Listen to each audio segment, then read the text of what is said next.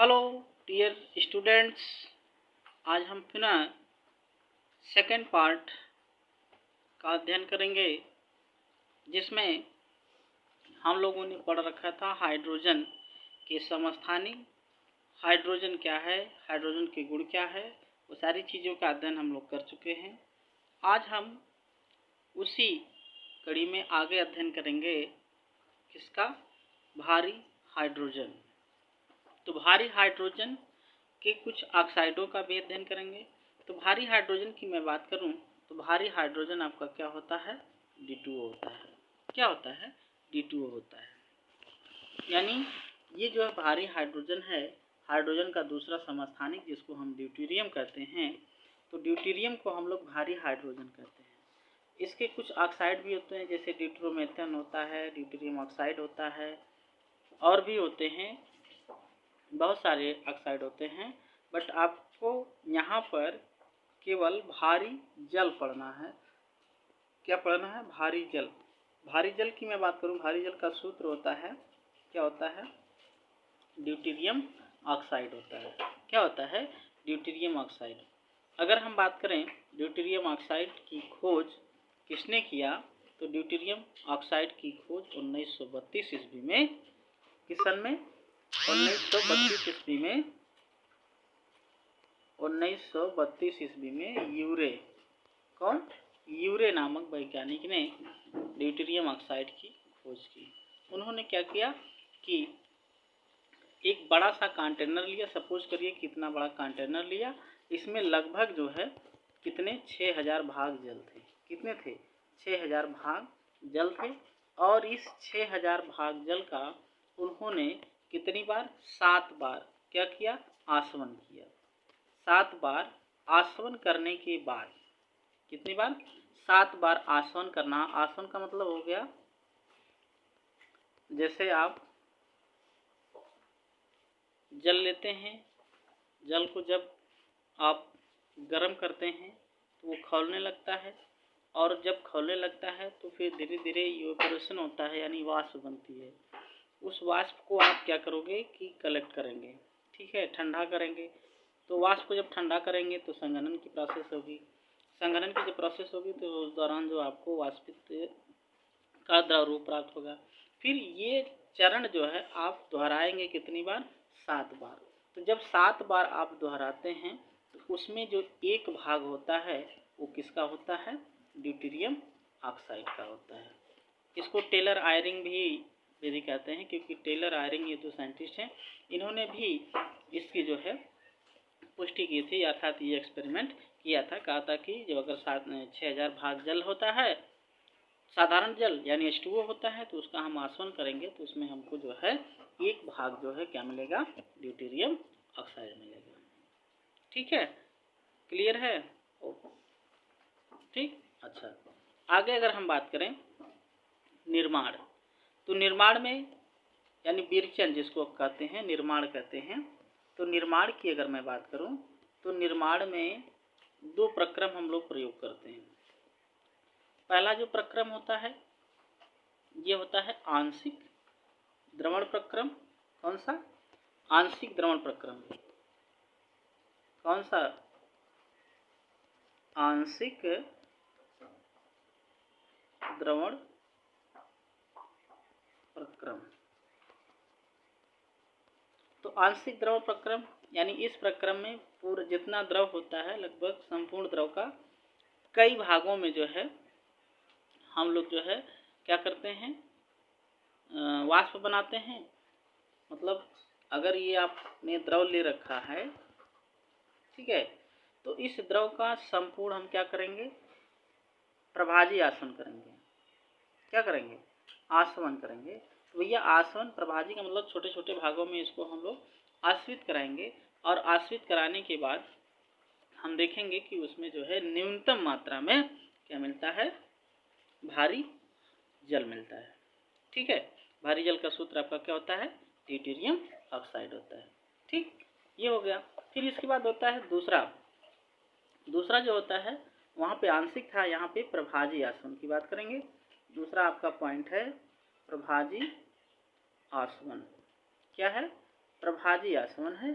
प्रभाजी आसवन में हम क्या करेंगे कि जब हमने टेलर आयरिंग या फिर यूरे की जो विधि थी उसी के अकॉर्डिंग हम बनाएंगे, यानी जल का जो है ढेर सारा भाग होगा, तो उसको हम जैसे 6000 भाग है जल है, तो उसका हम जो है बार बार आसवन करेंगे। जब बार बार आसवन करेंगे, मिनिमम आपका 7 बार होना चाहिए, मैक्सिमम चाहिए जितना ले लीजिए, मिनिमम 7 बार आप जब उसको आस्वित करेंगे तो आपको ये मिलेगा कि उसमें एक भाग जो आपका है वो क्या है, एक भाग आपका क्या है, वह भारी हाइड्रोजन है। ठीक है, तो इस तरीके से प्रयोगशाला में जो है ये प्रयोगशाला कर रहे हैं कि इस तरीके से हम जो है भारी जल का निर्माण कर सकते हैं। ठीक, क्लियर है। अच्छा जी, अब हम बात करते हैं भौतिक गुण यानी फिजिकल प्रॉपर्टीज। किसकी? Physical properties.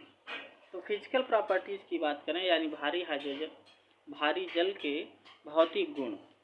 तो भारी जल के भौतिक गुण की अगर मैं बात करूं तो भारी जल का गलनांक हुआ, चाहे क्वथनांक हुआ, चाहे वाष्पन हुआ, चाहे एंथैल्पी हुआ, चाहे घनत्व हुआ, चाहे सांद्रता हुआ, ये सब चूँकि हाइड्रोजन से ये भारी है, तो हाइड्रोजन से जब भारी है तो इसका ऑक्साइड भी क्या बनेगा, भारी बनेगा। और जब भारी ऑक्साइड बनेगा तो जाहिर सी बात है इसके जितने भी प्रॉपर्टीज होंगे सब के सब जल से अधिक होंगे। यानी पहले पॉइंट्स में आप ये कह सकते हैं कि भारी जल क्या होता है, रंगहीन होता है, गंधहीन है, स्वादहीन है, द्रव है। यानी पहली पॉइंट में आप ये लिख सकते हैं कि भारी जल रंगहीन, स्वादहीन, गंधहीन, द्रव है। दूसरी पॉइंट, भारी जल का गलनांक, क्वथनांक साधारण जल की अपेक्षा अधिक होता है। तीसरी पॉइंट, वाष्पन एंथैल्पी, घनत्व, सांद्रता जल की अपेक्षा अधिक होता है। ठीक है। अच्छा, ये रासायनिक गुण हो गया। अब हम बात करेंगे केमिकल प्रॉपर्टीज। किसकी? केमिकल प्रॉपर्टीज की बात करेंगे।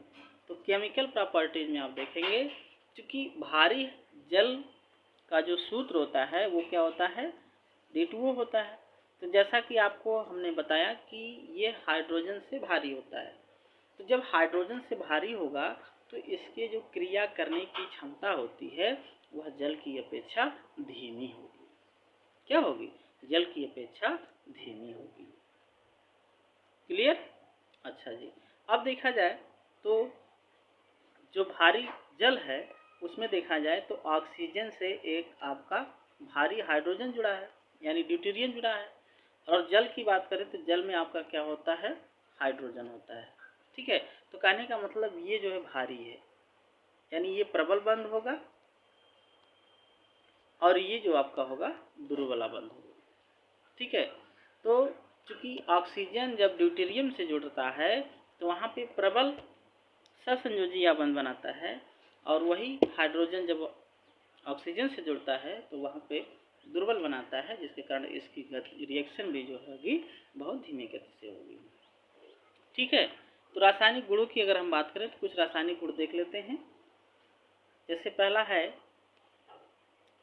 धातु से अपक्रिया। किसके साथ अपक्रिया? धातु के साथ अपक्रिया, यानी रिएक्शन ऑफ मेटल। किसके साथ? धातु के साथ अपक्रिया। रिएक्शन ऑफ मेटल की अगर हम बात करें तो इसमें क्या होगा कि जो भारी हाइड्रोजन होता है, जल होता है, वह धातु के साथ अपक्रिया करके धातु ड्यूटेरॉक्साइड बनाता है और भारी हाइड्रोजन को निर्माण करता है, भारी हाइड्रोजन को उत्पन्न करता है। यानी जब भारी जल की अपक्रिया किसी धातु के साथ या किसी क्षार के साथ कराई जाती है तो हमको ड्यूटेरियम ऑक्साइड, धात्विक ड्यूटेरियम ऑक्साइड प्राप्त होगा, उसके साथ साथ भारी हाइड्रोजन प्राप्त होगा। कैसे प्राप्त होगा? रिएक्शन देख लेते हैं। जैसे हमने लिखा कि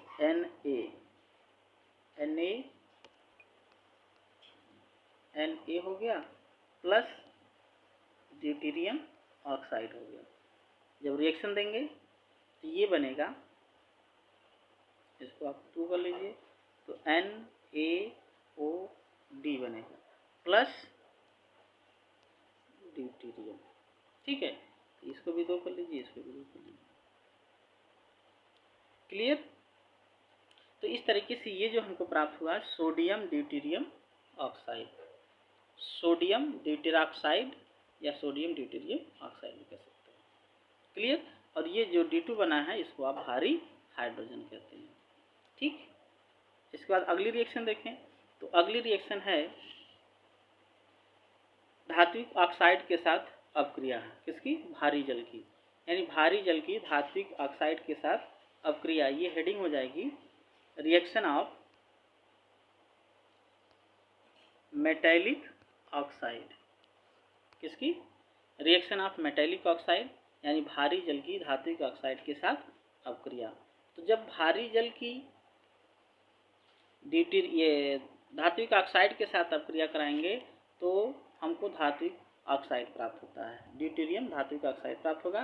जैसे रिएक्शन देखा जाए तो रिएक्शन मान लीजिए आपका है Na2O प्लस D2O, बनेगा क्या? ये बनेगा NaOD, यानी सोडियम ड्यूटेरॉक्साइड। क्या बनेगा? सोडियम ड्यूटेरॉक्साइड। यानी जब भारी जल की धात्विक ऑक्साइड के साथ अपक्रिया कराते हैं तो हमको सोडियम धात्विक ड्यूटेरॉक्साइड प्राप्त होता है। ठीक, ओके। ठीक, आगे देखते हैं। अब अधात्विक ऑक्साइड के साथ अपक्रिया कराएंगे तो अधात्विक ऑक्साइड जैसे हमने लिखा SO3, क्या लिखा? SO3 sulphur trioxide. इसकी अपक्रिया हम किसके साथ करा रहे हैं? ड्यूटेरियम ऑक्साइड के साथ। तो हमको क्या प्राप्त होगा? D2SO4। क्या प्राप्त हुआ? Deuterium sulphate. ठीक। जब अधात्विक ऑक्साइड की भारी जल के साथ अपक्रिया कराते हैं तो हमको अधात्विक सल्फेट या ऑक्साइड या जो भी रहता है प्राप्त होता है। जैसे में जब हम सल्फर ट्राइऑक्साइड की अपक्रिया ड्यूटेरियम ऑक्साइड के साथ कराते हैं तो ड्यूटेरियम सल्फेट प्राप्त होता है। ठीक, ओके। अच्छा, आगे देखें। रिएक्शन ऑफ मेटैलिक कार्बाइड, यानी धात्विक कार्बाइड के साथ अपक्रिया। तो धात्विक कार्बाइड के साथ अपक्रिया कराएंगे, यानी R रिएक्शन हो गया ऑफ मेटैलिक कार्बाइड के साथ जब अपक्रिया कराएंगे तो आपको क्या प्राप्त होगा? जब एल्युमिनियम कार्बाइड यानी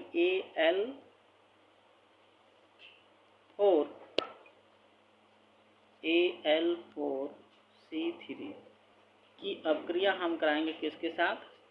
ड्यूटेरियम ऑक्साइड के साथ। तो हमको क्या प्राप्त होगा? ड्यूटेरियम हाइड्रोक्साइड, यानी AlOD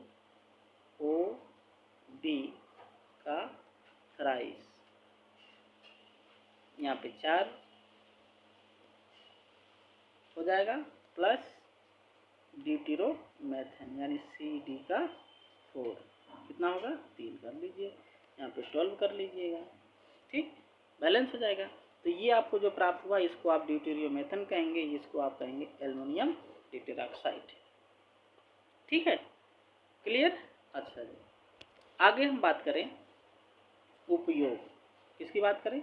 उपयोग, यूजेज। तो उपयोग की मैं बात करूं, उपयोग में देख लीजिए। पहला जो उपयोग होता है ड्यूटेरियम ऑक्साइड का, वो नाभिकीय रिएक्टर में न्यूट्रॉनों की गति को कम करने के लिए, यानी न्यूट्रॉन मंदक के रूप में नाभिकीय रिएक्टर में प्रयोग होता है। तो पहला उपयोग इसका ये हो जाएगा कि न्यूट्रॉन मंदक के रूप में, किसमें? नाभिकीय रिएक्टर में, यानी नाभिकीय रिएक्टर में न्यूट्रॉन मंदक के रूप में। पहली पॉइंट हो जाएगी। दूसरी पॉइंट की बात करें अगर हम, तो जैव तंत्रों में, यानी जब हम किसी जैव तंत्र का अध्ययन करते हैं तो उसमें ट्रेसर के रूप में प्रयोग किया जाता है, सूचक के रूप में प्रयोग किया जाता है। और इसके बाद बात करूं तो जो भारी जल है इसका उपयोग ड्यूटेरियम के निर्माण में भी किया जाता है। ठीक है, ओके, क्लियर, ठीक। तो आज इतना ही, बाकी जो हम लोग